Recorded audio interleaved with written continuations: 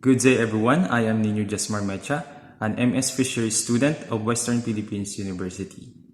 Lobster fisheries are a lucrative source of livelihood and income for many coastal fishers. It is because lobster has a high market value and demand in international market. The fishery involves the collection of various sizes, including the puerlus or the post-larval stage.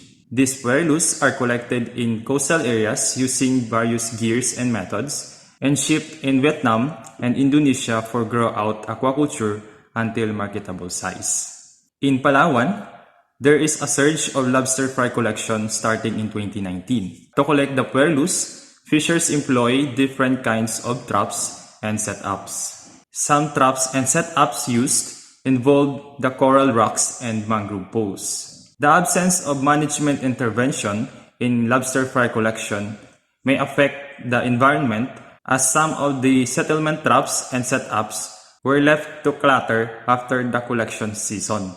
It can also affect the sustainability of this fishery industry in Palawan. So if you are interested on how Palaweños collect the lobster fry in coastal areas of Palawan, I am inviting everyone to visit digital poster entitled Common Lobster Fry Traps in Palawan, Philippines, Implication for Fisheries Management. Thank you, and I hope you will learn something from it.